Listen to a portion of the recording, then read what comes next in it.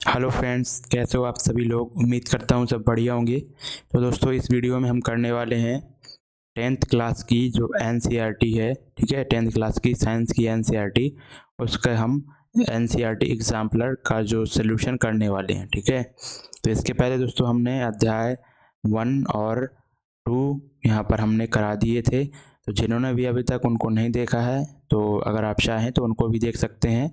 Description में playlist की हम लिंक लगा देंगे। ठीक है, तो बिना किसी देरी के दोस्तों बढ़ेंगे और बता दें कि ये क्लास आपकी जितने भी रेलवे के अपकमिंग एग्ज़ाम हैं उन सभी के लिए बहुत ही हेल्पफुल रहने वाला है, क्योंकि रेलवे में साइंस अपने आप में ही बहुत ही इम्पोर्टेंट सब्जेक्ट है। बहुत सारे नंबर वहाँ से आपके मिलते हैं। ठीक है, तो पिछली बार जो आपका लास्ट बार 2022 में रेलवे का एग्ज़ाम हुआ था ग्रुप डी का, ठीक है, ग्रुप डी का जो एग्ज़ाम हुआ था आपका, उसमें दोस्तों बहुत अच्छे अच्छे क्वेश्चन डायरेक्टली उठाकर पूछ लिए गए थे एनसीईआरटी एग्जाम्पलर से। ठीक है, तो कई बच्चे क्या किए कि ये एनसीईआरटी एग्जाम्पलर का नाम ही नहीं उनने सुना था, बहुत सारे बच्चों ने, तो वो तो पढ़ के ही नहीं गए थे। ठीक है, इसलिए उनके बहुत सारे क्वेश्चन छूटे थे और उनका फाइनली सिलेक्शन नहीं हो पाया था।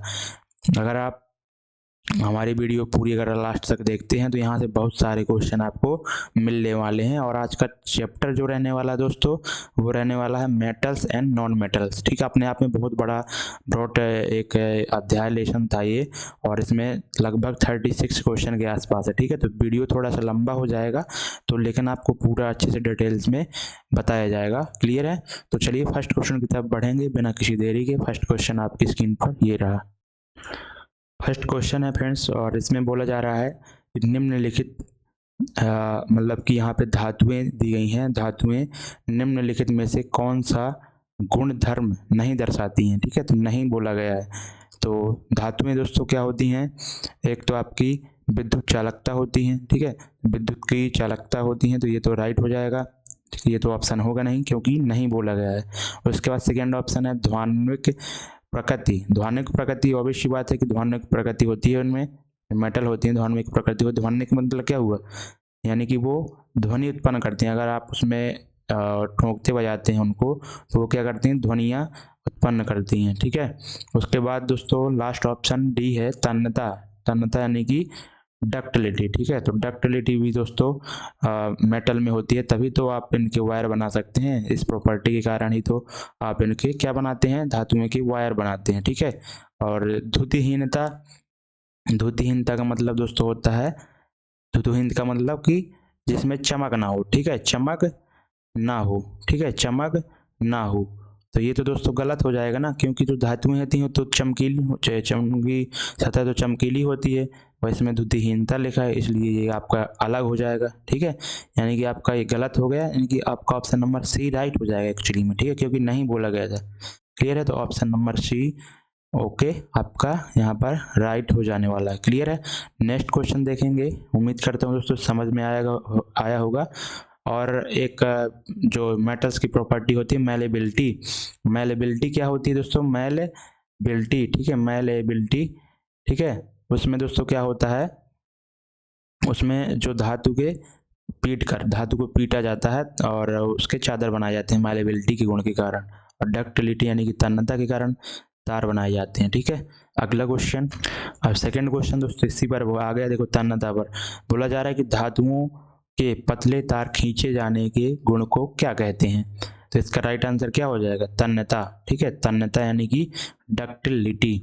क्लियर है ना? डक्टिलिटी का जो गुण होता है, उसी के आधार पर यहाँ पर क्या किया जा सकता है? धातुओं को पतले तारों में खींचा जा सकता है। ठीक है, ओके। और आघातवर्धनीयता यानी कि मैलेबिलिटी, ये क्या होती है आपकी? ये होती है आपकी धातु को चादरों में, पतले पतले चादरों में बदला जा सकता है। ठीक है, ध्वनिकता, तो ये ध्वनि के लिए जब घंटी वगैरह बनाई जाती हैं तो धात्विक प्रकृति के कारण ही बनाई जाती हैं। और जो विद्युत तार बनाए जाते हैं तो उनमें चालकता का गुण होता है धातुओं में, इसलिए वो विद्युत का चालन कर पाती हैं। ठीक है, तो इसका राइट आंसर क्या हो जाएगा? Option number B, sorry A is the right answer. Clear है? अगला क्वेश्चन देखेंगे। थर्ड क्वेश्चन है, और ये बहुत अच्छा क्वेश्चन रहने वाला है आपका। इसमें बोला जा रहा है कि खाना पकाना, ठीक है, खाना पकाने वाले जब जो बर्तन होते हैं दोस्तों, उनमें क्या होता है? एल्यूमिनियम काम में आता है। एल्यूमिनियम के बर्तन बनाए जाते हैं।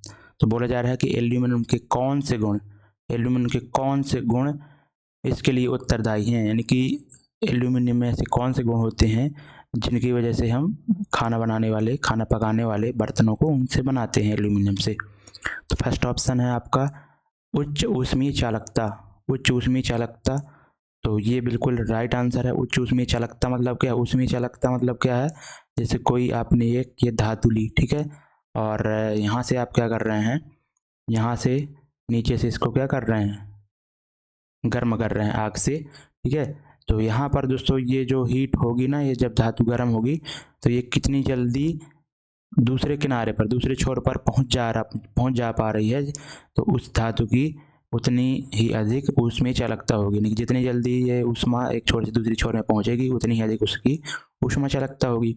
तो यहाँ पर दोस्तों अगर कोई खाना पकाने वाला बर्तन है तो उसमें हमें ऊष्मीय चालकता उच्च चाहिए ही चाहिए ना, क्योंकि अगर जल्दी से अगर जैसे आप यहाँ पे क्या ले लेते हैं, एक बर्तन ले लेते हैं, ठीक है, इसमें नीचे से जब आप आग जलाएंगे तो उसकी ऊष्मीय चालकता अगर उच्च होगी तो ये जल्दी से गर्म होगा बर्तन, और जल्दी से गर्म होगा तो इसके संपर्क में जो भी हम फूड रखेंगे तो वो जल्दी पकेगा, ठीक है।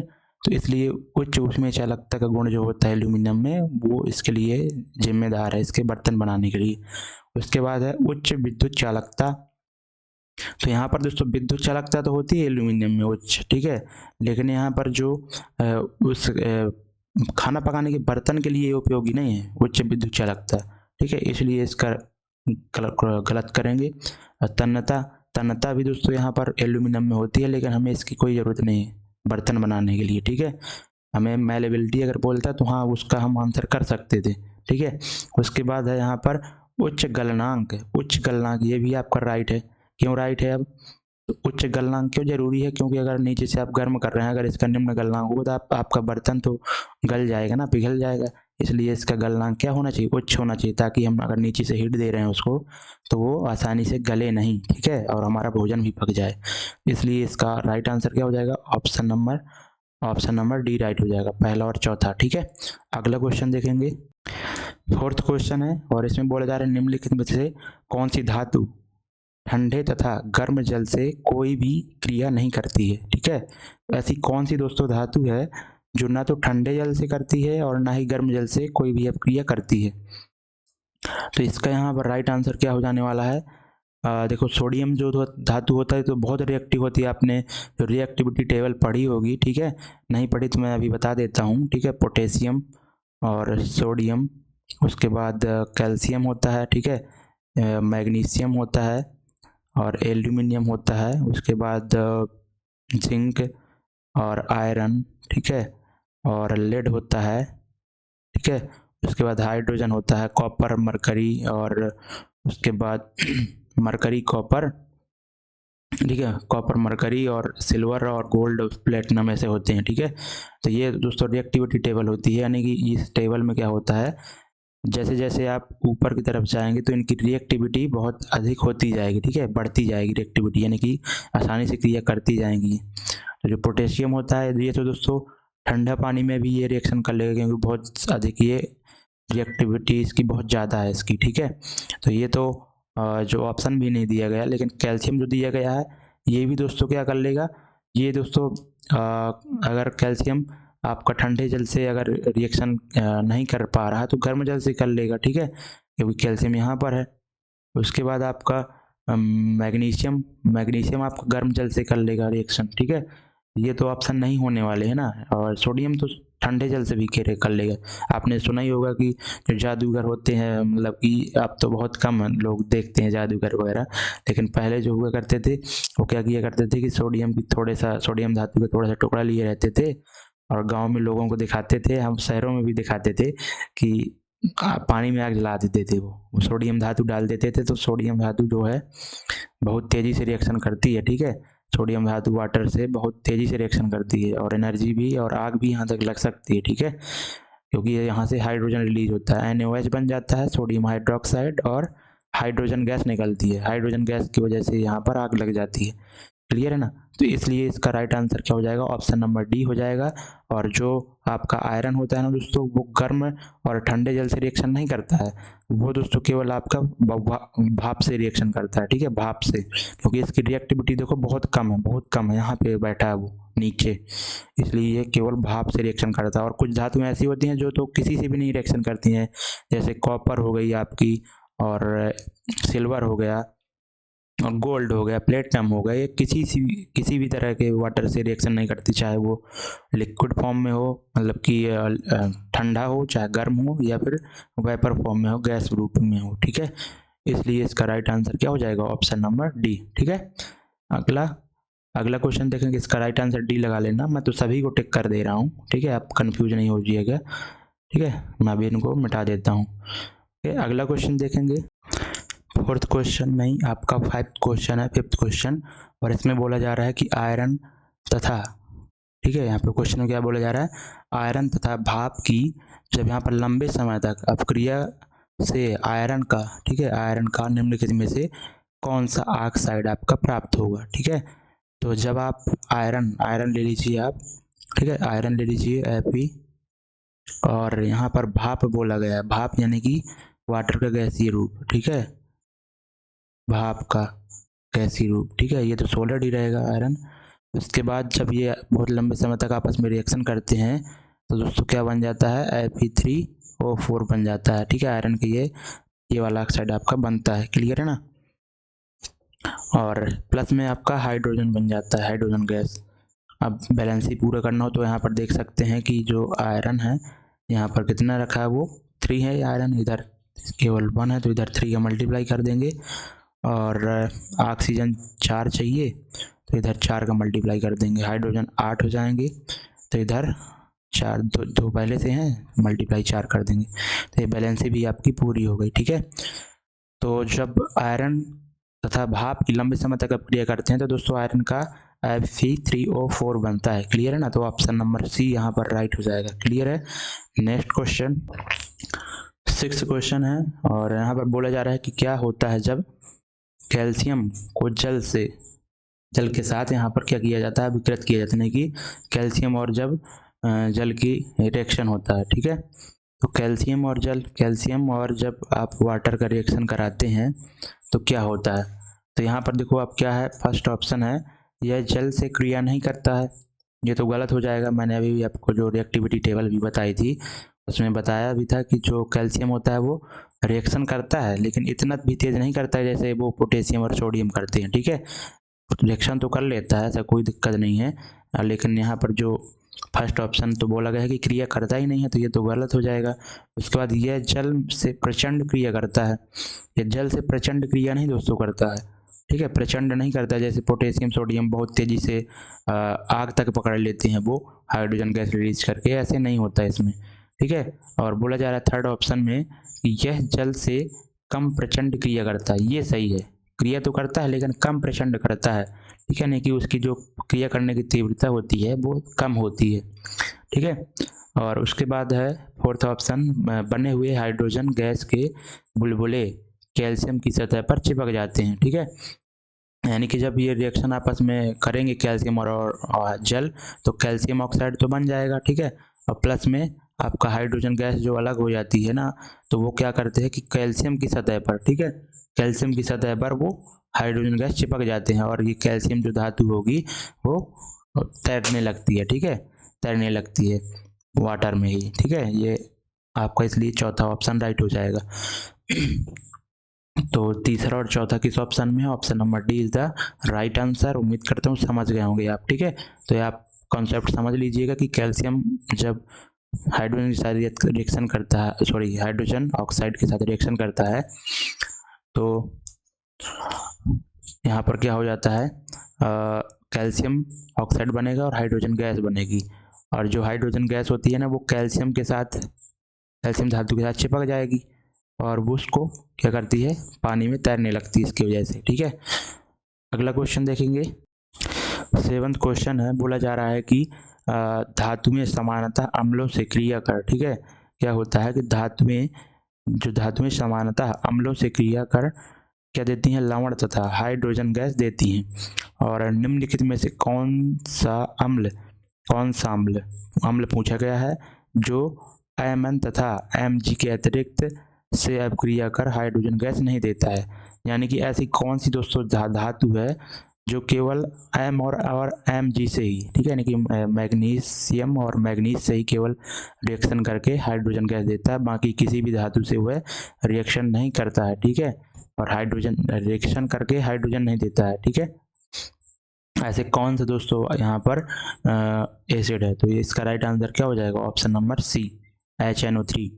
तो जो जितने भी अम्ल होते हैं आपके वो सभी धातुओं से क्रिया करते हैं, ठीक है, लेकिन यहाँ पर जो HNO3 का तनु विलयन होता है वह किसी भी धातु से रिएक्शन नहीं करते सिवाय किसके, मैग्नीशियम और मैग्नीज के, ठीक है। तो ये आपसे ऑप्शन में कई एग्जाम में पूछा जाएगा कि हाइड्रोजन जो आपका जो ये HNO3 है जो आपका अम्ल है, यह किन दो धातुओं से रिएक्शन करके हाइड्रोजन गैस निष्कासित करता है, तो इसका राइट आंसर मैग्नीज और मैग्नीशियम हो जाएगा, ठीक है, ओके।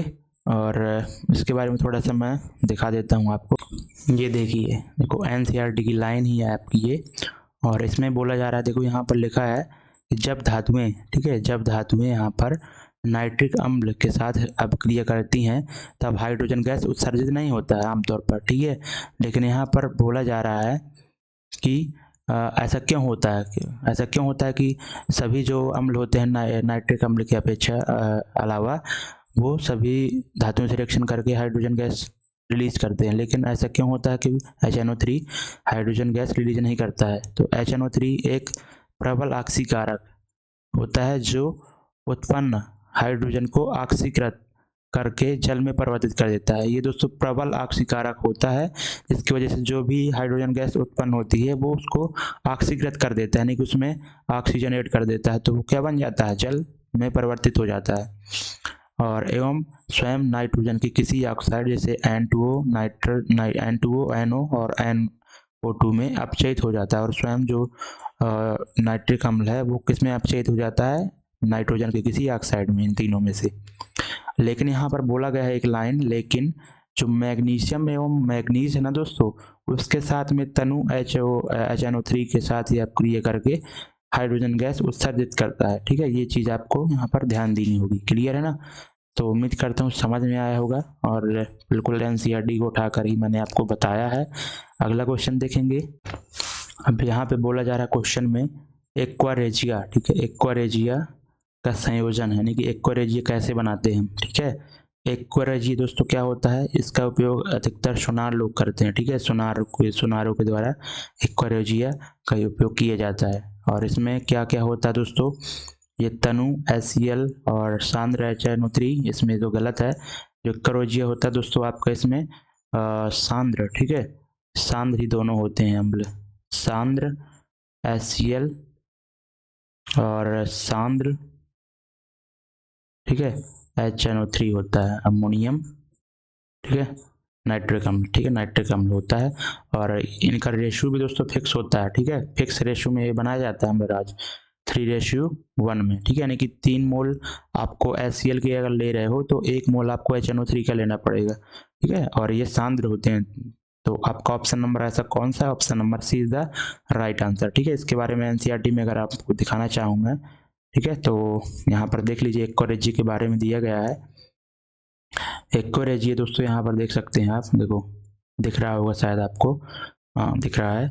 बोला जा रहा है एक्वारेजिया दोस्तों रॉयल जल का लैटिन शब्द है।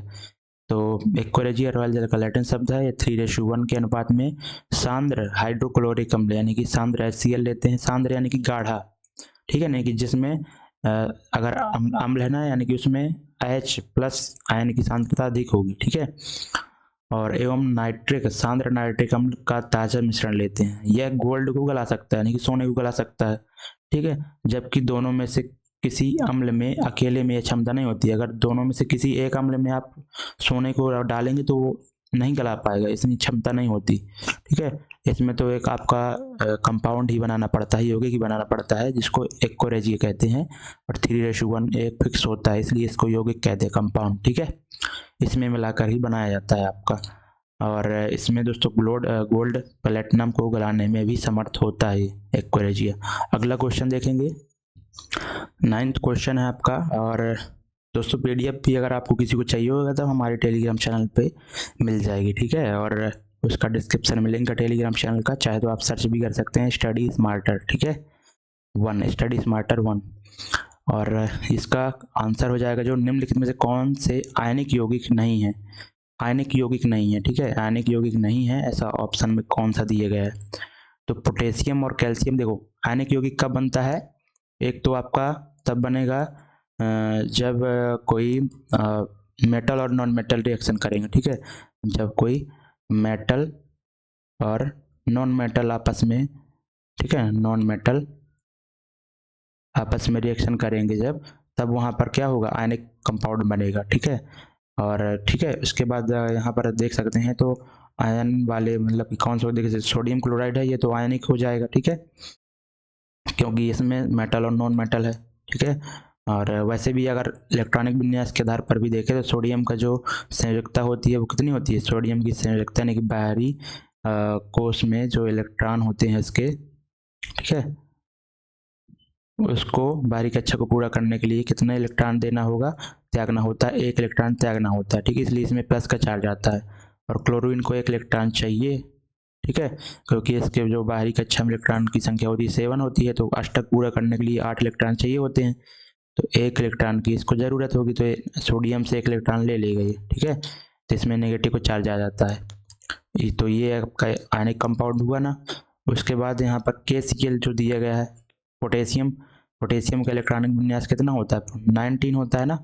ठीक है, यानी कि इसको अगर हम विन्यास करेंगे तो 2 8 8 1। ठीक है, तो 1 इलेक्ट्रॉन ये त्याग देगा आसानी से। ठीक है, पोटेशियम ये भी धातु है ना, तो धातु और अधातु के बीच में जब भी यहाँ पर रिएक्शन होगा तो यहाँ पर आयनिक कंपाउंड ही बनेगा। ठीक है, ये भी जो है तो आयनिक कंपाउंड होगा। उसके बाद बचा आपका CCl4।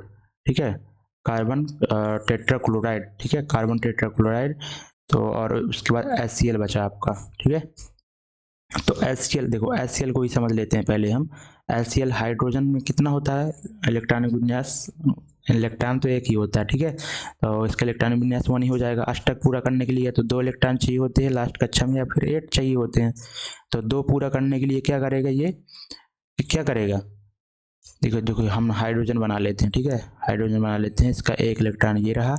और क्लोरीन की बाहरी कक्षा में उसकी संयोजकता भी कितनी है, कितनी दोस्त, 7 उसकी बाहरी कक्षा में इलेक्ट्रॉन होते हैं। ठीक है, क्लोरीन के, तो ये हमने ये बना लिए क्लोरीन के। तो दोस्तों हाइड्रोजन को कितने चाहिए, 1 इलेक्ट्रॉन चाहिए। ठीक है, तो यह क्या कर लेगा, आपस में साझेदारी कर लेंगे। ठीक है, शेयरिंग कर लेंगे दोनों इलेक्ट्रॉनों की। ठीक है, दोनों। तो यहाँ पर जब हाइड्रोजन की तरफ से बात की जाएगी तो वो कहेगा मेरे पास 2 इलेक्ट्रॉन है, तो मेरा स्टक पूरा हुआ। और क्लोरीन के पास भी 8 इलेक्ट्रॉन बाहरी कक्षा में हो जाएंगे। ठीक है, चाहे गिन लीजिए आप, सॉरी ऐसे थोड़ी करेंगे, क्लोरीन का पूरा डब्बा यहाँ तक बनेगा ना, तभी तो उसका 8 होगा। यहाँ पर ये था तो ऐसे। ठीक है, उसका भी ये भी इलेक्ट्रॉन ले जाएगा ना।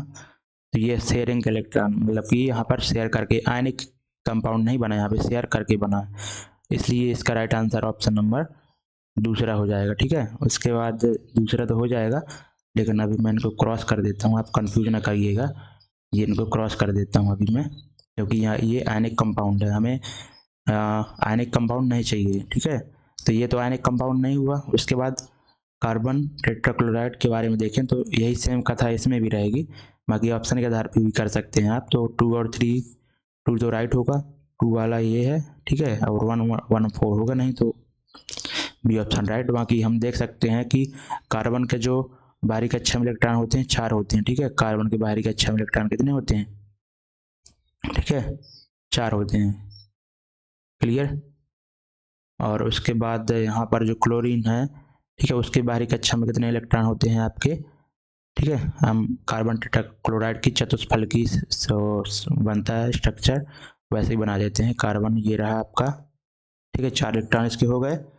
और क्लोरीन के कितने होते हैं बाहरी कक्षा में? 7 इलेक्ट्रॉन होते हैं, ठीक है, 7 इलेक्ट्रॉन होते हैं।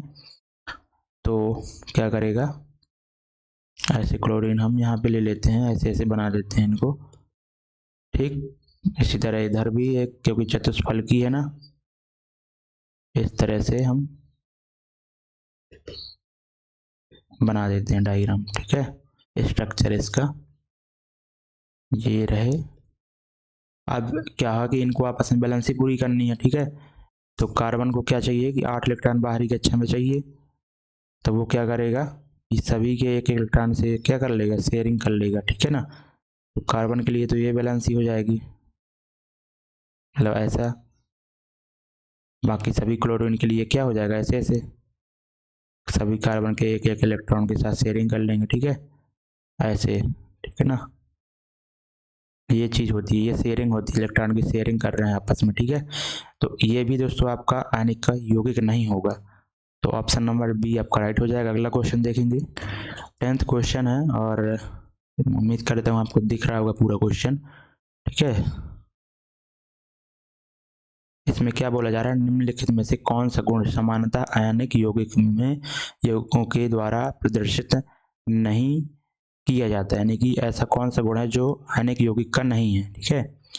तो आयनिक यौगिक दोस्तों जल में तो विलेय होते हैं, ठीक है। तो ये तो आपका सही है। उसके बाद ऑप्शन ठोस अवस्था में विद्युत चालकता, ये बिल्कुल गलत है, ठीक है। उसके बाद है उच्च गलनांक तथा क्वथनांक, ये भी सही है। गलित अवस्था में विद्युत चालकता, गलित अवस्था में विद्युत के चालन करते हैं, ठीक है। जैसे आप NaCl को ही ले लीजिए, ठीक है, ये क्या है, आयनिक यौगिक है, ठीक है, आयनिक यौगिक है NaCl, ठीक है ना। तो जब आप इसको जल में डालेंगे तो ये तो विलेय हो जाता है ना, आयनिक यौगिक। ऑब्वियस बात है, नमक जब जल में डालते हैं यहाँ पे वो पूरे तरह से घुल जाता है, विलेय है। उसके बाद है उच्च गलनांक एवं क्वथनांक, इसका जो गलनांक एवं क्वथनांक भी दोस्तों बहुत ही उच्च होता है। जो आयनिक यौगिक होते हैं, आयनिक कंपाउंड होते हैं, उनका जो मेल्टिंग एंड बॉइलिंग पॉइंट बहुत ही अधिक होता है। और उसके बाद गलित अवस्था में विद्युत का चालकता करते हैं, ठीक है। तो ये गलित, जब इसको वाटर में डाल देंगे हम तो गल जाएगा, मतलब कि पूरी तरह घुल जाएगा। फिर यह इलेक्ट्रॉन इसके जो हैं वो स्वतंत्र रूप में हो जाएंगे, ठीक है। तभी इलेक्ट्रॉन जो है तो विद्युत का चालन कर पाएंगे, ठीक है। लेकिन यहाँ पे बोला गया ठोस अवस्था में विद्युत का चालकता, ठोस अवस्था में विद्युत इसमें प्रवाहित होगी नहीं, क्योंकि आपस में बंधे हुए है ना, ठीक है। तो option number B is the right answer. 11 question है, निम्नलिखित में से कौन सी धातुएं प्रकृति में प्राकृतिक अवस्था में पाई जाती हैं, ठीक है। नेचुरल रूप में यहाँ पर कौन सी धातुएं पाई जाती हैं, कौन सी धातुएं पाई जाएंगी दोस्तों नेचुरल रूप में प्राकृतिक अवस्था में, जो कि बहुत ही कम रिएक्टिव होंगी, ठीक है। तभी तो वो किसी से रिएक्टिव नहीं करेंगे, तो वो अपना स्वतंत्र कहीं भी पड़ी रहेंगी, किसी से रिएक्शन ही नहीं उनको करना। तो ऐसी कौन कौन सी धातुएं होती हैं जो यहाँ पर, आपका सिल्वर हो गया और गोल्ड हो गया और सिल्वर हो गया, ठीक है ना। तो ऑप्शन नंबर दूसरा और चौथा, ये दोस्तों प्रकृति में स्वतंत्र अवस्था में पाई जाती है, प्राकृतिक अवस्था में, ठीक है। तो दूसरा और चौथा आपका ऑप्शन नंबर कौन सा राइट हो जाएगा, ये सी नंबर का, ठीक है ना। 12th क्वेश्चन है, और इसमें बोला जा रहा है विभिन्न विधियों द्वारा धातुओं को परिष्कृत किया जाता है, यानी कि विभिन्न विधियों द्वारा धातुओं को परिष्कृत किया जाता है। और निम्नलिखित में से कौन सी धातुओं को विद्युत परिष्करण द्वारा परिष्कृत किया जाएगा, ठीक है। तो ऐसी कौन सी धातुएं जिनको परिष्कृत करने के लिए विद्युत की आवश्यकता होगी, नहीं कि बहुत ही वो क्या होंगी, बहुत ही अधिक क्या होगी, ठीक है, बहुत ही अधिक क्या होंगी, वो रिएक्टिव नहीं होंगी, ठीक है, ज़्यादा रिएक्टिव नहीं होंगी, इसलिए इसमें वो किसी से रिएक्शन नहीं कर पाएंगी। नहीं तो कार्बन की वजह से, कार्बन से रिएक्शन करा देते और किसी से रिएक्शन करा के हम उनको क्या कर सकते थे कि उनको हम शुद्ध रूप में ला सकते थे। लेकिन अब वो बहुत कम रिएक्टिव हैं, तो उनको शुद्ध परिष्कृत करने के लिए क्या करना होगा, विद्युत परिष्करण से हम उसको परिष्कृत करेंगे, शुद्ध करेंगे। वैसे सबसे कम यहाँ पर कौन सा ऑप्शन है जो बहुत ही कम रिएक्टिव है, और आपका यही हो जाएगा, कॉपर और आपका यहाँ पर AU मतलब कि गोल्ड, ठीक है। तो ए और पहला और दूसरा यानी कि ए ऑप्शन आपका राइट हो जाएगा। क्लियर है ना, ये आप चीज़ ध्यान देना। ये क्या हो गया, आपका option number A is the right answer. अगला क्वेश्चन देखेंगे। क्वेश्चन में बोला जा रहा है कि वायु में लंबे समय तक उद्भासन से सिल्वर की जो वस्तुएं हैं क्या हो जाती हैं, काली हो जाती हैं। यह निम्नलिखित में से किसके बनने के कारण होता है। तो दोस्तों जो सिल्वर की धातुएं होती हैं, सिल्वर की वस्तुएं होती हैं, यानी चांदी होती है जो, ठीक है, वो क्या हो जाती है कि जो वायुमंडल में हाइड्रोजन सल्फाइड होती है ना, उससे रिएक्शन करती है वो, ठीक है, और वो क्या बना लेती है, सिल्वर सल्फाइड, ठीक है, Ag2S बनाती है। और इसकी वजह से क्या हो जाता है, Ag2S जो होता है वो कैसे, इसका कलर कैसा होता है, काला रंग होता है, ठीक है ना, और वस्तुएं कैसी पड़ जाती हैं, काली पड़ जाती हैं। तो वायुमंडल में उपस्थित हाइड्रोजन सल्फाइड की वजह से जो सिल्वर होता है वो Ag2S में बदलकर काला रंग धारण कर लेता है, इसलिए option number C is the इसका राइट आंसर। अगला क्वेश्चन बोला जा रहा है कि किसकी पतली परत के, ठीक है, किसकी पतली परत के लेपन के द्वारा आयरन को जंग से बचाने के लिए गैल्वेनाइजीकरण किया जाता है। ठीक है, तो गैल्वेनाइजेशन रिएक्शन आपने बहुत ही पढ़ी होगी, एक तरह से विद्युत लेपन होता है, ठीक है, और आयरन में किया जाता है जंग से बचाने के लिए। किस धातु किया जाता है, जिंक का किया जाता है। ये तो आप सभी को पता ही होगा, आसान क्वेश्चन है, टाइम नहीं लेंगे। 15वां क्वेश्चन है, यहाँ पर बोला जा रहा है कि हमारे जीवन के लिए जो स्टेनलेस स्टील होती है एक उपयोगी पदार्थ है। स्टेनलेस स्टील में आयरन में किन के साथ मिश्रित किया जाता है, यानी कि स्टेनलेस स्टील को बनाने के लिए हम आयरन में क्या मिश्रित करते हैं। ठीक है, तो स्टेनलेस स्टील जो होता है आपका, स्टेनलेस स्टील वो आयरन और यहाँ पर और निकल, ठीक है, आयरन निकल क्रोमियम, ठीक है, ये सारी चीज़ें बनाई जाती हैं, निकल क्रोमियम, ठीक है। तो स्टेनलेस स्टील बनता है कैसे, आयरन क्रोमियम और निकल से। Option number is the right answer. Chromium से दोस्तों स्ट्रेंथ मिलती है, ठीक है ना। अगला क्वेश्चन 16वां क्वेश्चन है, यदि कॉपर, अब यहाँ पे पहले सिल्वर को बोला गया था, अब कॉपर को वायु में खुला रखा गया है, तो यह आसानी से चमकीली जो भूरी परत सतह होती है, जो कॉपर का है तो चमकीली भूरी सतह होती है ना, वो क्या होता है, उसको खो देता है, यानी कि उसका जो रंग हो जाता है वो हरे रंग की परत चढ़ जाती है उसके ऊपर, कॉपर के ऊपर। और यह किसके निर्माण के कारण होती है, आपसे पूछा गया है। तो इसका राइट आंसर हो जाएगा आपका ऑप्शन नंबर बी, यानी कि कॉपर कार्बोनेट। ठीक है, जब कॉपर दोस्तों क्या होता है कि खुली हुई अवस्था में, यहाँ पर खुले वायु में ये बहुत लंबे समय तक रखा रहता है, तो जिसकी भूरी सतह होती है चमकीली, वो हरे रंग में परिवर्तित हो जाती है। ठीक है, तो यहाँ पर ये जो कार्बन डाइऑक्साइड, जो वायुमंडलीय कार्बन डाइऑक्साइड होती है, उससे रिएक्शन कर लेती है और कॉपर कार्बोनेट बनाती है। ठीक है ना, ये आप ध्यान देना, जो कॉपर धातु होती है वायुमंडल की कार्बन डाइऑक्साइड से रिएक्शन करके हरे रंग की परत, जिसे कॉपर कार्बोनेट कहते हैं, उसकी परत अपने ऊपर चढ़ा लेती है। क्लियर। अगला क्वेश्चन बोला जा रहा है, धातुएं समानता क्या होती हैं, धातुएं समानता प्रकृति में क्या होती हैं, ठोस होती हैं। निम्नलिखित में से कौन सी धातु कमरे के तापमान पर द्रव अवस्था में होती है। तो सभी को पता होगा इसमें मरकरी में, ठीक है, मरकरी का जो एटॉमिक नंबर होता है 80 होता है। ठीक है, और जो लेड का होता है, पीवी का होता है, वो 82 होता है, याद रखना आप। जो कमरे के तापमान पर ये क्या होती है, लिक्विड फॉर्म में होती है। ठीक है ना। अगला क्वेश्चन, तो ऐसा भी क्वेश्चन आ सकता है कि ऐसी कौन सी जो अधातु है जो कमरे के तापमान पर लिक्विड में होती है, तो ब्रोमीन होती है। अधातु ब्रोमीन लिक्विड होती है और धातु मरकरी।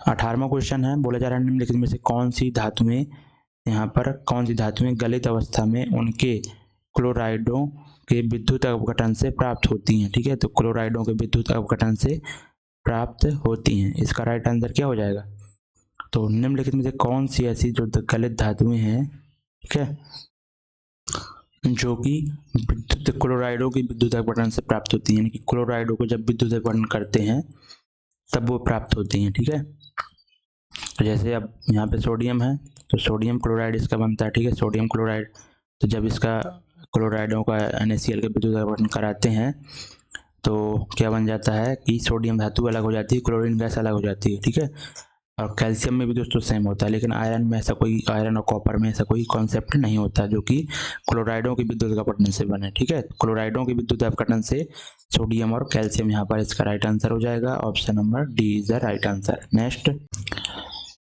19वां क्वेश्चन है और बोला जा रहा है कि सामान्यतः अधातुएं चमकीली नहीं होती हैं। ठीक है, सामान्यतः अधातुएं चमकीली नहीं होती, यानी कि वो डलनेस होती है उनमें। ठीक है, और उसके बाद है निम्नलिखित में कौन सी अधातु जो है चमकीली होती है। इसका राइट आंसर क्या हो जाएगा? आयोडीन। ठीक है, आयोडीन जो होता है दोस्तों वो एक अधातु है और ये क्या होती है? एक चमकीली अधातु है। ठीक है, क्लियर ना? बाकी ऑप्शन में सल्फर है, ये तो गैस ही है, और आपका ऑक्सीजन गैस है, नाइट्रोजन भी गैस है। ठीक है, अधातु आपकी ये आयोडीन जो कि क्या है? एक चमकीली अधातु है। अगला बोला जा रहा है कि निम्नलिखित 4 धातुओं में से कौन सी उसके लवण के विलयन से अन्य 3 धातुओं द्वारा विस्थापित की जा सकती है। ठीक है, ये अच्छा क्वेश्चन है। ठीक है, तो यहाँ पर बोला जा रहा है कि निम्नलिखित में से 4 धातुओं में से कौन सी उसके लवणों के विलयन से, यानी कि लवण के उसके लवण का जो विलयन होगा उसमें क्या कर सकते हैं कि अन्य 3 धातुएं उसको विस्थापित कर सकती हैं। ठीक है, यानी कि क्या होना चाहिए? वो धातु जो होगी ना वो बहुत कम रिएक्टिव होगी। ठीक है, तभी तो जब उसका लवणीय विलयन लेंगे अपन तो अन्य 3 जो धातुएं होंगी उसको विस्थापित कर पाएंगी ना। ठीक है, क्योंकि जो ज़्यादा रिएक्टिव होगी तो उसको लात मार के भगा देगी, कह देगी मैं इससे रिएक्शन कर लूँगी आसानी से क्योंकि मैं ज़्यादा रिएक्टिव हूँ। ठीक है ना, तो यहाँ पर इसका राइट आंसर क्या हो जाएगा? जो सबसे कम रिएक्टिव होगा आंसर। ठीक है, तो और सबसे कम रिएक्टिव इन सभी ऑप्शनों में से यही है, सिल्वर। ठीक है ना, तो सिल्वर के जब लवणीय विलयन हम लेंगे तो ये सभी धातुएं जो सिल्वर से अधिक रिएक्टिव हैं वो क्या कर लेंगी? सिल्वर से जो सभी अधिक रिएक्टिव हैं वो इसके सिल्वर को प्रतिस्थापित कर देंगी। ठीक है, विस्थापित कर देंगी। अगला क्वेश्चन देखेंगे। देखो आप इस क्वेश्चन में क्या बोला जा रहा है? 21वां क्वेश्चन है, बोला जा रहा है कि 3 चिन्हित परख नलियां ए बी सी में क्रमशः ए में क्या है कि सांद्र HCl है, ए में सांद्र HCl और बी में सांद्र HNO3 है, और उसके बाद सांद्र HCl सी में है, सांद्र HCl और तथा HNO3 यानी कि एक्वारेजिया। सिंपल सी बात है, जो सी में क्या है? एक्वारेजिया। ठीक है, एक्वारेजिया। ठीक है, क्योंकि सांद्र HCl और सांद्र HNO3 3:1 में दिया गया है। तो बोला जा रहा है कि प्रत्येक परख नली में धातु का एक छोटा टुकड़ा डाला जाता है। परख नली ए तथा बी में कोई परिवर्तन नहीं होता, ऑब्वियस बात है क्योंकि अम्ल में साधारण तो कोई धातु घुल नहीं जाती है, कोई परिवर्तन नहीं होगा। ऐसी कौन सी धातु बताना आपको कि ए और बी में तो कोई परिवर्तन नहीं होगा, परंतु परख नली सी में धातु घुल जाएगी। तो एल्यूमिनियम। ठीक है, यहाँ पर जो है क्या है? B option, gold, copper, platinum. ठीक है, तो ऐसी कौन सी धातु है कि ए और बी वाले जो परख नली हैं उनमें डालने पर, यानी कि HCl में सांद्र HCl और सांद्र HNO3 में डालने पर वो क्या होंगी? कोई परिवर्तन नहीं उनमें होगा।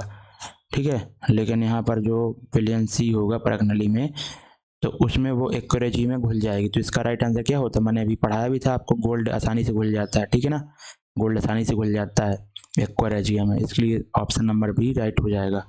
अगला क्वेश्चन में फ्रेंड्स बोला जा रहा है कि जो एक मिश्र धातु है क्या होती है? ठीक है, तो मिश्र धातु क्या होती है? एक एलिमेंट होती है, एक तत्व होता है, जैसे क्लोरीन हो गया, हाइड्रोजन हो गया, ये सभी एक सिंगल है ना, तो ये एलिमेंट है, ये सभी तत्व हैं। ठीक है, और उसके बाद आपका आयरन हो गया, सभी एलिमेंट है।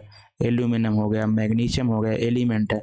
उसके बाद कंपाउंड यौगिक क्या होते हैं कि आपके जब एक या एक मतलब कि 2 या 2 से अधिक जब एलिमेंट मिलकर, ठीक है, किसी निश्चित अनुपात में मिलकर कोई चीज़ बना रहे हैं, कोई पदार्थ बना रहे हैं तो उसे कंपाउंड कहते हैं। जैसे सोडियम और क्लोरीन मिलकर बनाते हैं क्या?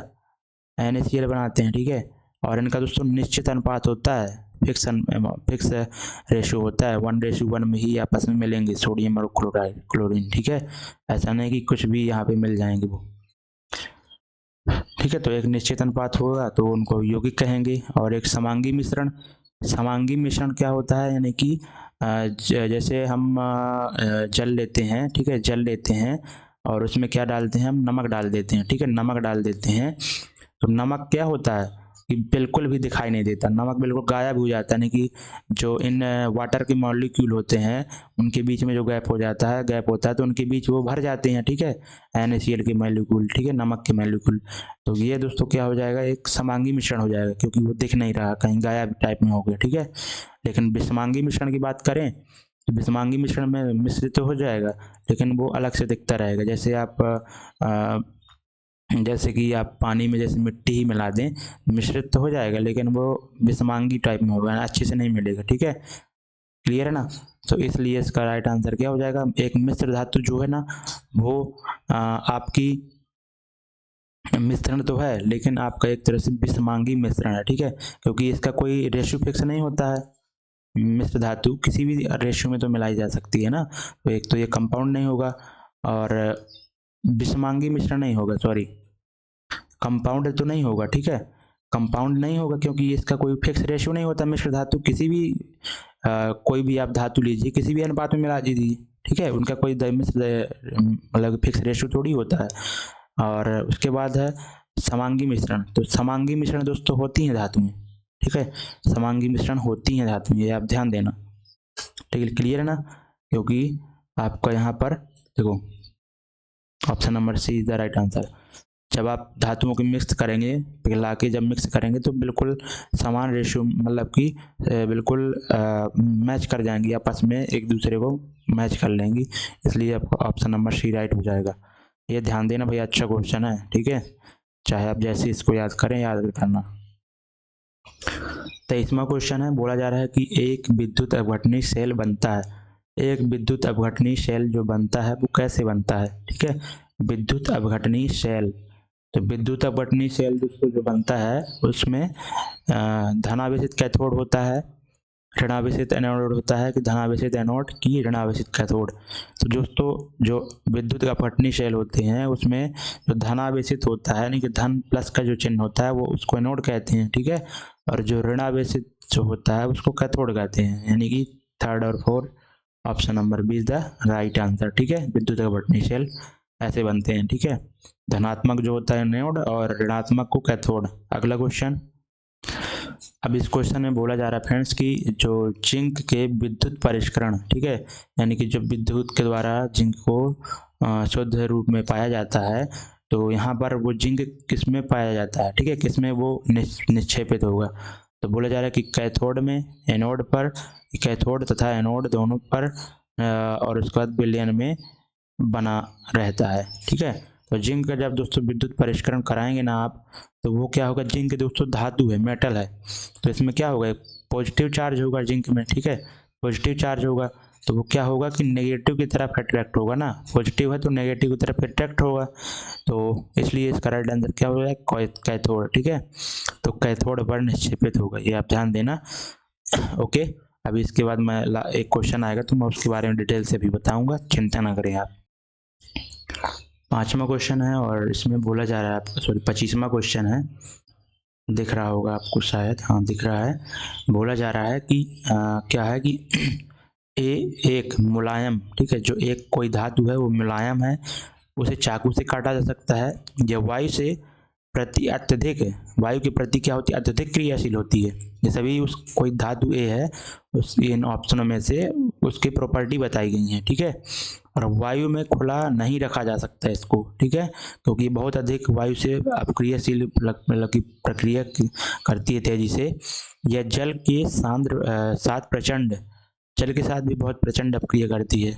तो ऐसी केवल एक ही धातु है सोडियम, ठीक है, जल के साथ बहुत तेजी से क्रिया करती है, खुले वायु में नहीं रख सकते हैं, चाकू से काटा सकता है, मुलायम होती है, ठीक है, sodium is the right answer.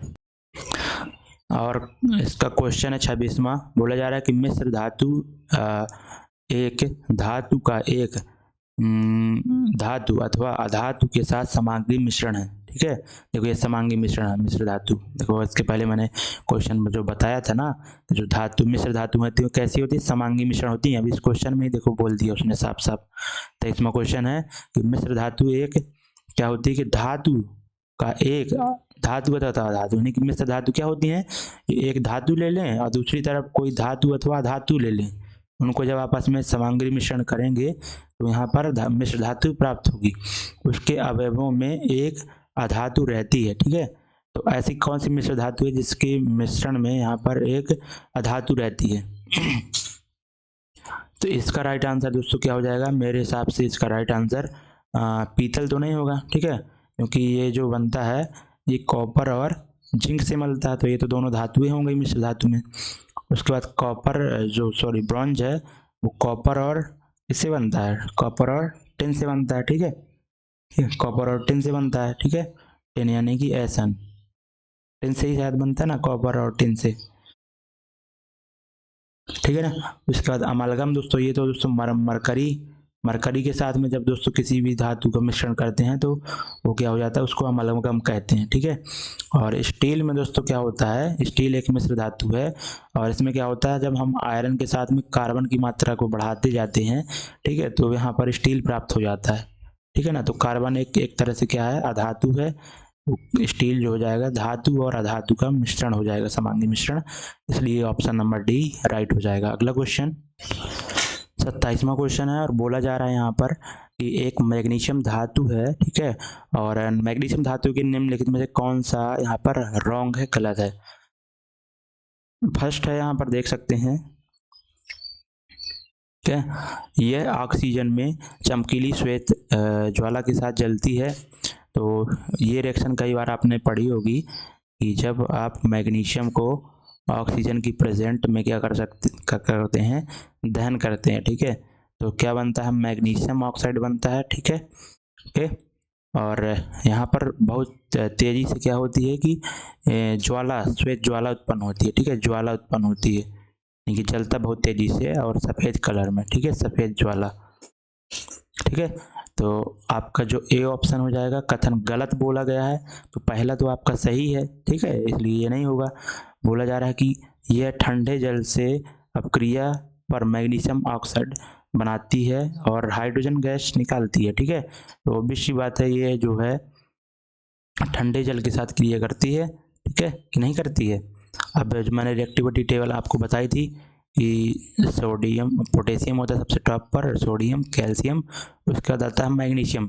तो मैग्नीशियम दोस्तों क्या करती है, ठंडे जल के साथ रिएक्शन नहीं करती है, ठीक है, ठंडे जल के साथ रिएक्शन आपकी कर लेती हैं पोटेशियम हो गया, सोडियम हो गया और कैल्शियम हो गया। लेकिन गर्म जल से अब इसके जो कैल्शियम के नीचे जो धातु आएंगी वो गर्म जल से रिएक्शन करेंगी, जैसे मैग्नीशियम हो गया, ठीक है, और मैग्नीशियम एल्यूमिनियम हो गया, ठीक है। और उसके बाद इसके बाद जो भी मेटल आएंगी, जैसे आयरन हो गया, ठीक है, और जैसे आयरन हो गया तो वो भाप से रिएक्शन करेगा, लेकिन मैग्नीशियम जो है वो गर्म पानी से रिएक्शन करेगा, ठंडे से नहीं क्रिया करेगा। इसके लिए इसका ऑप्शन नंबर बी गलत हो जाएगा, ठंडे जल से क्रिया करता है, ये तो गलत हो जाएगा। यह गर्म जल से क्रिया करके मैग्नीशियम हाइड्रोक्साइड बनाती है, ठीक है, और हाइड्रोजन गैस रिलीज करती है, ठीक है। तो यहाँ पर जो आप जल लेंगे, तो गर्म अगर आप जल ले रहे हैं हॉट वाटर, ठीक है, हॉट वाटर, तो ये रिएक्शन करके क्या बनाएगा, मैग्नीशियम हाइड्रोक्साइड बनाएगा और यहाँ पर हाइड्रोजन गैस भी रिलीज करेगा, ठीक है। बैलेंस आप पूरा करते रहना। उसके बाद डी ऑप्शन है, यह भाप से क्रिया पर मैग्नीशियम हाइड्रोक्साइड बनाती है तथा हाइड्रोजन गैस निकालती है। अगर यह दोस्तों ऑब्वियस बात है, अगर ये गर्म पानी से रिएक्शन कर रही है तो भाप से भी रिएक्शन कर लेगी, ठीक है, क्योंकि इसकी रिएक्टिविटी ना तो ज़्यादा है ना ही ज़्यादा कम है, ठीक है। तो कम वाले से तो करेगी नहीं ना, ठंडे पानी से नहीं करेगी ये रिएक्शन, गर्म वाले से कर लेगी, क्योंकि जो भाप होती है वो भी तो गर्म होती है ना।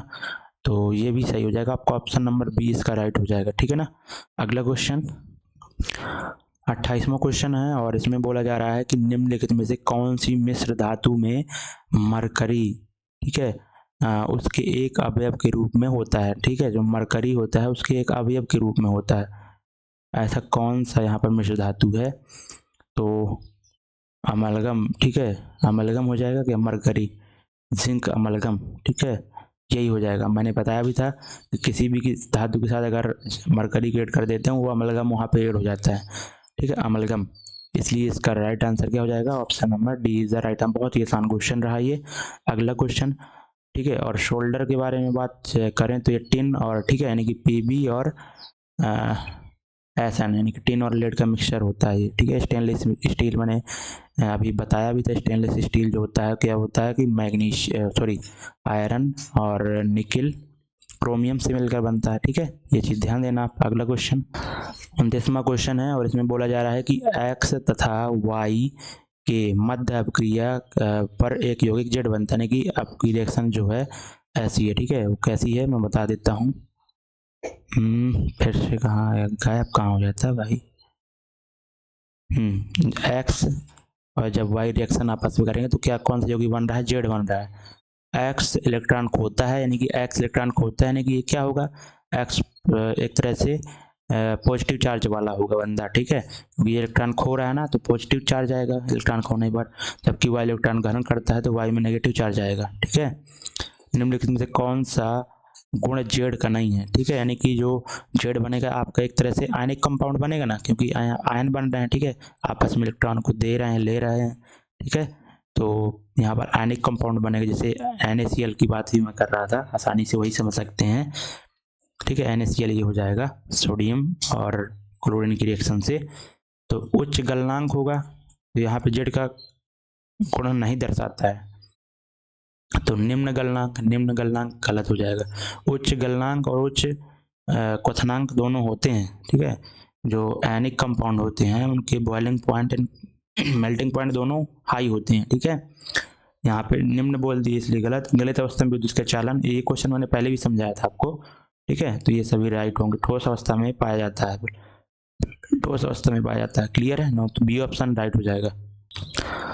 30वां क्वेश्चन है, बोला जा रहा है कि तत्व XYZ के इलेक्ट्रॉनिक विन्यास दिए गए हैं आपको, और इलेक्ट्रॉनिक विन्यास यहाँ पर दिए गए हैं, जैसे कि X का जो इलेक्ट्रॉनिक विन्यास आपको यहाँ पे दिया गया है वो ये 2 और 8, Y का इलेक्ट्रॉनिक विन्यास 287, Z का इलेक्ट्रॉनिक विन्यास 282, ठीक है। तो अब यहाँ पर देख सकते हैं कि कौन सा कथन सही बोला गया है। तो X एक धातु है, X एक धातु है, X एक धातु नहीं है। देखो ये किसका है, 2 और 8 किसका होता है, 10, यानी कि हीलियम नियॉन, ठीक है। ये नियॉन का है दोस्तों, नियॉन का इलेक्ट्रॉन विन्यास 10, ये तो अक्रिय गैस है, ठीक है। ये तो धातु नहीं होगी ना, तो ये तो गलत हो जाएगा। वायु एक धातु है, वायु देखो यहाँ पर 287 यानी कि 10 और 7 17, 17 किसका इलेक्ट्रॉनिक विन्यास होता है, क्लोरीन का होता है, ठीक है। मतलब कि एटॉमिक नंबर जो होता है वो क्लोरीन का 17 होता है, तो वो भी एक गैस है, ये भी एक रॉन्ग। जेड एक अधातु है, जेड एक अधातु है, यानी कि 282, जेड एक अधातु है, ठीक है ना। जेड एक अधातु है, यहाँ पर क्या बोला जा रहा है, जेड एक क्या है आपकी अधातु है। तो जेड यहाँ पर 8 और 2 10 2 12, तो जेड का इलेक्ट्रॉनिक विन्यास क्या है, 12 है, यानी कि 12 की किसका एटॉमिक नंबर होता है दोस्तों, तो सोडियम और मैग्नीशियम का होता है, ठीक है। मैग्नीशियम का 12 होता है। अब बोला जा रहा है कि अधातु ही तो धातु होता है ना दोस्तों, जेड तो धातु होता है ना,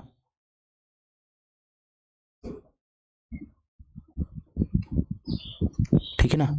तो जेड तो धातु है ना, तो ये भी गलत हो जाएगा। और उसके बाद वाई अधातु है तथा जेड धातु है, वाई अधातु है तथा जेड क्या है, धातु है, धातु है, ये कैसे भी गलत होगा। हाँ ये सही है ना, डी ऑप्शन तो राइट है ना आपका। वायु अधातु है, ठीक है, क्योंकि वायु अधातु है, बिल्कुल वायु अधातु है। क्लोरीन गैस है, गैस भी एक तरह से अधातु ही होती है। और जेड क्या है, एक तरह से अधातु नहीं है, धातु है, मैग्नीशियम, ठीक है। इसलिए ऑप्शन नंबर डी बहुत अच्छा क्वेश्चन था दोस्तों, भ्रमित करने वाला। 31वां क्वेश्चन है और इसमें बोला जा रहा है आपका कि धातुएं सामान्यतः क्षारीय ऑक्साइड बनाती हैं, धातुएं होती हैं वो क्या करती है, क्षारीय ऑक्साइड बनाती हैं, ठीक है। और निम्नलिखित में से कौन सी धातु एक उभयधर्मी ऑक्साइड बनाएगी, ठीक है। यानी कि उभयधर्मी ऑक्साइड, उभयधर्मी यानी कि वो क्षारीय भी होगा और अम्लीय भी होगा उसका ऑक्साइड, ठीक है। ऐसी दोस्तों एक धातु होती है एल्यूमिनियम, जो क्षारीय ऑक्साइड भी बनाती है और अम्लीय ऑक्साइड भी बनाती है। बाकी जो जितनी भी धातुएं होती हैं आपकी, ठीक है, जैसे कि कोई भी धातु ले लीजिए, जैसे सोडियम का जो ऑक्साइड होगा, ठीक है, NaO, ये भी आपका एक तरह से और क्षारीय होगा, ठीक है। जब कैल्शियम का जो ऑक्साइड होगा वो भी क्षारीय होगा। धातुओं के ऑक्साइड जितने भी होंगे क्षारीय होंगे, और अधातुओं के ऑक्साइड जो होंगे वो अम्लीय होते हैं, ठीक है। जैसे जैसे कोई भी ऑप्शन दे दीजिए, अधातुओं को कोई एक ऑक्साइड आप बताइए, ठीक है। जैसे आप अधातु कोई ले लीजिए, ठीक है, उसके ऑक्साइड क्या होंगे, अम्लीय होंगे, ठीक है। अभी मेरे दिमाग में नहीं आ रहा। बाकी जो एल्यूमिनियम होता है ना, एल्यूमिनियम का जो ऑक्साइड Al2O3 होता है वो आपका उभयधर्मी होता है, ठीक है। यानी कि एसिडिक नेचर का होता है इसका ऑक्साइड, और बेसिक नेचर का दोनों होता है।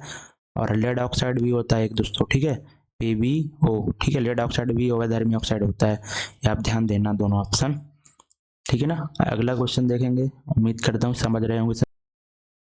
32वां क्वेश्चन है, और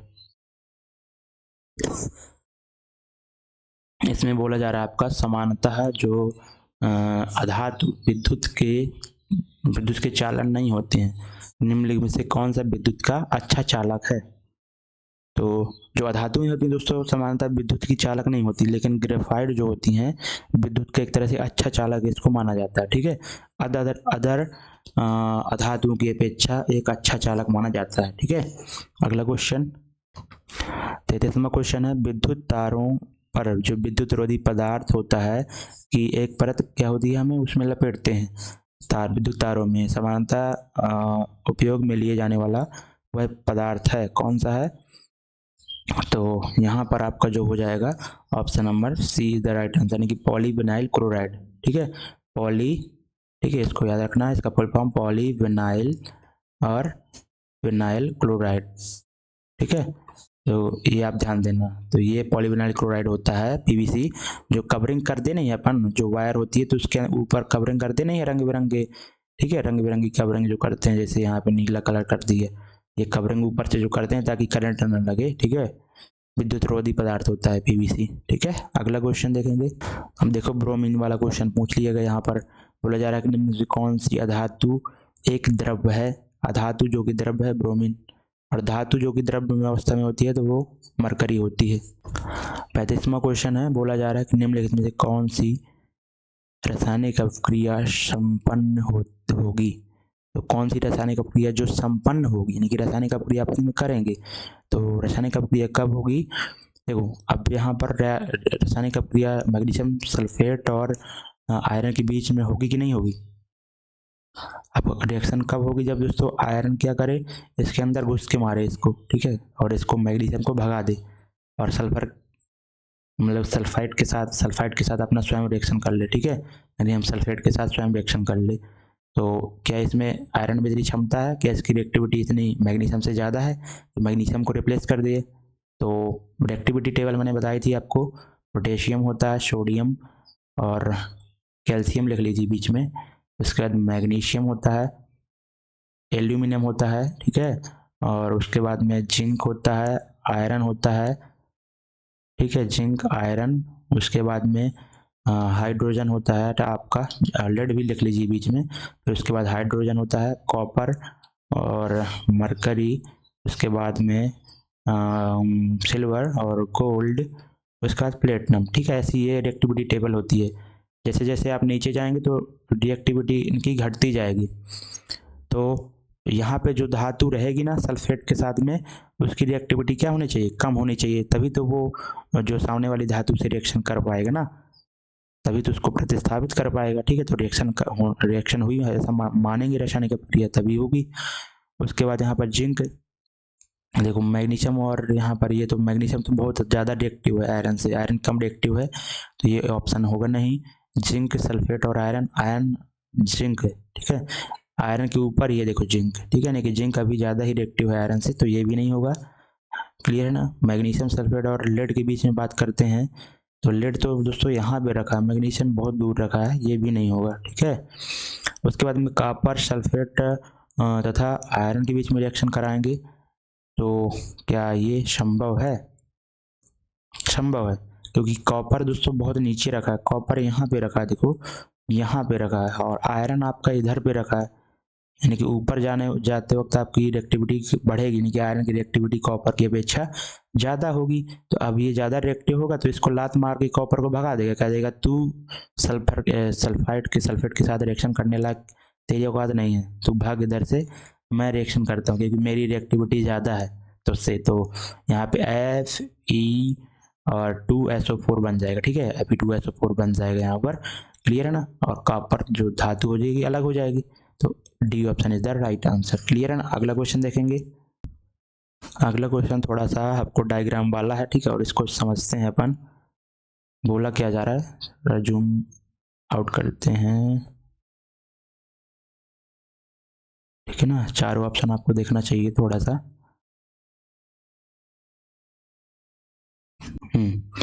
अब ये क्वेश्चन है और इसमें बोला जा रहा है, देखो बहुत ही लाजवाब क्वेश्चन है, लास्ट क्वेश्चन है। और कौन सा विद्युत अपघटनीय परिष्करण, ये विद्युत अपघटनीय परिष्करण सही व्याख्या करता है, यानी कि सही डायग्राम कौन सा है दोस्तों। तो विद्युत अपघटनीय परिष्करण में जो हम अभी इसके पहले क्वेश्चन भी किया था, विद्युत अपघटनीय जो सेल होता है उसमें कैसे कैसे के लेते हैं हम। तो उसमें मैंने बताया था कि जो धनात्मक चिन्ह होता है वो एनोड का होता है, ठीक है, और जो ऋणात्मक चिन्ह होता है वो कैथोड का होता है, ठीक है। तो वही एक चीज़ तो यहाँ पर हम ये लगा देंगे। तो एनोड को देखो इसने क्या बोला है, ऋणात्मक बोला, तो ये ऑप्शन गलत हो जाएगा। उसके बाद में ऐसा एक ऑप्शन ये भी है, देखो एनोड को इसने ऋणात्मक बोला है, होना चाहिए धनात्मक, ये भी गलत हो जाएगा। बाकी अब बचे बी और सी ऑप्शन, ठीक है ना। तो यहाँ पर जो जिस धातु का हमें मतलब जिस भी रॉड का हमें परिष्करण करना है तो उसको हम क्या कर देते हैं, एनोड पे लगा देते हैं। तो एनोड पे इसमें भी लगाया गया है, ठीक है, एनोड पे इसमें लगाया गया है और यहाँ पर भी एनोड में लगाया गया है, क्लियर ना।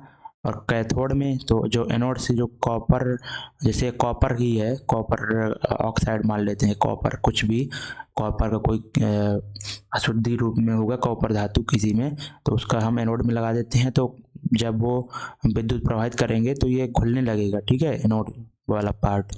और जो कॉपर होगा तो वो क्या करेगा कि कैथोड की तरफ अट्रैक्टिव होगा। तो यहाँ पर भी अट्रैक्टिव हो रहा है, पर भी है आपका